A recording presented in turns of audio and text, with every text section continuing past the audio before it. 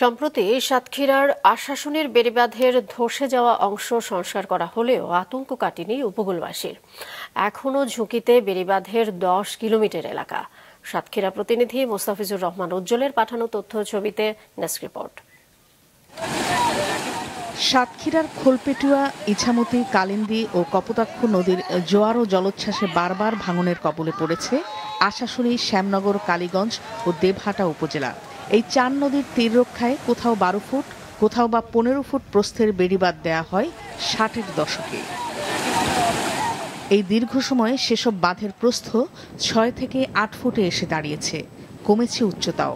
ফলে প্রতিনিয়ত জোয়ার ও জলোচ্ছ্বাসে বেড়িবাঁধ ভেঙে প্লাবিত হচ্ছে বিস্তীর্ণ এলাকা। বিলীন হচ্ছে বাড়িঘর, ফসলের মাঠ, মাছের ঘের সহ সরকারি বেসরকারি স্থাপনা। সমস্যার সমাধানে টেকসই বেড়িবাঁধ নির্মাণ ওই অঞ্চলের মানুষের দীর্ঘদিনের দাবি। আমাদের দাবি যে আমাদের সাময়িক বাঁধ না, এই অঞ্চলের মানুষের দাবি যে আমরা প্রতিনিয়ত এই ভাঙনের কবলে পড়ে আমাদের ঘরবাড়ি সর্বস্ব নদীতে বিলীন হয়ে যায়। আমাদের টেকসই বেড়িবাঁধের প্রয়োজন। এই বাঁধটার জন্য যে ক্ষয়ক্ষতি হয়েছে, আমাদের ধারণা যে মিনিমাম 50 কোটি টাকা ক্ষয়ক্ষতি হয়েছে।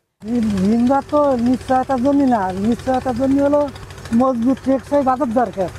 সাতক্ষীরা পানি উন্নয়ন বোর্ডের তথ্য মতে 10 কিলোমিটার বেড়িবাঁধের অন্তত 10টি পয়েন্ট এখনও ঝুঁকিতে।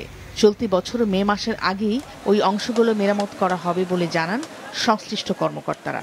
এই বাঁধ আমরা সার্ভে করেছি যে কোন কোন জায়গায় কোনো ঝুঁকি আছে কিনা। আমরা মোটামুটি আমার ডিভিশনে প্রায় 9 কিলোমিটারের মতো বাঁধ ঝুঁকিপূর্ণ আছে। পোল্ডারগুলো আমাদের প্রকল্পের আওতায় নাই, যেমন এটা 7/2 পোল্ডার। এখানে প্রায় 65 কিলোমিটার আমাদের বেড়িবাঁধ আছে এবং এর বিভিন্ন ঝুঁকিপূর্ণ স্থান আমরা চিহ্নিত করেছি। 7/1, 7/2, পোল্ডার 4 কয়েকটি পোল্ডারের বাঁধের কিছু কিছু ঝুঁকিপূর্ণ এলাকা আছে, যেখানে আমাদের গতকাল আমাদের অতিরিক্ত মহাপরিচালক মহোদয় এখানে সরজমিন ভিজিট করে কয়েকটি পয়েন্ট এবং নির্দেশনা দেন। সেই হিসাবে আমরা অচিরেই এই ঝুঁকিপূর্ণ স্থানগুলো মেরামতের ব্যবস্থা নিচ্ছি। ওই এলাকার কিছু জায়গায় চিংড়ি ঘিরে নদীর লবণ পানি ঢোকানোর জন্য বেড়িবাঁধ ছিদ্র করে পাইপ বসানোর অভিযোগ রয়েছে, যার ফলে মাটি ক্ষয়ে বাঁধ দুর্বল হয়ে পড়ে বলে জানান স্থানীয়রা। তবে এসব বন্ধে শক্ত অবস্থানে পানি উন্নয়ন বোর্ড। মাছরাঙা নিউজ ডেস্ক।